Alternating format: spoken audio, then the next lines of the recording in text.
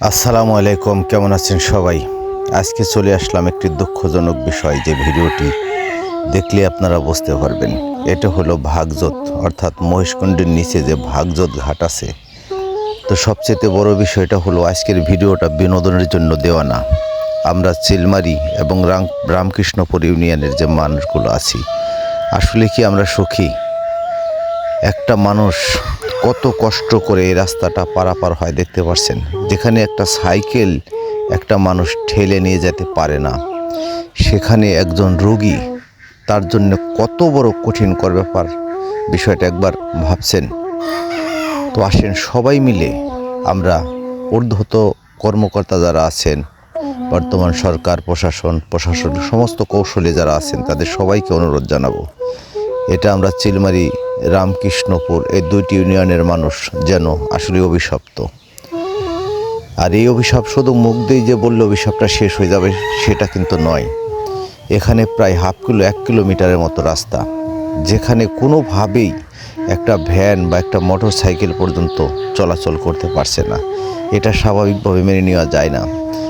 একটা রোগী কিভাবে এখান থেকে যাবে বলেন? টোটাল বিষয়টা দেখলে আপনারা বুঝতে পারবেন যে এটা একটা ভয়াবহ রাস্তা।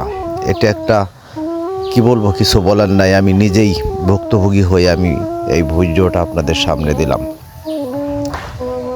একটা রোগীর জন্য কত বড় যে একটা বিপজ্জনক এই রাস্তাটা, এটা একমাত্র যার রোগী আছে সেই বুঝতে পারবেন যে এই রাস্তাটাই একটা মোটর সাইকেল পর্যন্ত পার হচ্ছে না।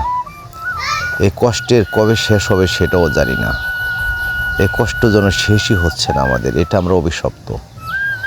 সবাইকে বলবো ভিডিওটা সবাই দেখেন, দেখে যদি ভালো লাগে মানুষকে দেখার সুযোগ করে দেন, ভিডিওটি শেয়ার করেন। আমি শুধু দিলাম, আসলেই এটা বারবারই বলবো, আমাদের যেন এটা অভিশপ্ত জীবন। এই অভিশাপ থেকে কবে বের হব, কবে বের হইতে পারবো সেটাও জানি না। আমি দেখেছি এই ভিডিওটা করার সামনেই একটা ঘোড়ার গাড়ি পর্যন্ত উল্টেই গেছে। ওই যে মোষের গাড়িগুলো যাচ্ছে, আসলে কি স্বাভাবিক? স্বাভাবিক নয়। সবার কাছেই অনুরোধ করব, যারা ঊর্ধ্বতম কর্মকর্তা আছেন, আপনারা আমাদের পাশে দাঁড়ান, মানুষের পাশে দাঁড়ান। জীবনে হয়তো কেউ জীবনে অনেক কিছু করেছেন, তো আসেন একটু ভালো কাজে সবাই এগিয়ে আসি। এটা মানুষের জন্য খুবই দুর্ভোগ, দুর্যোগ।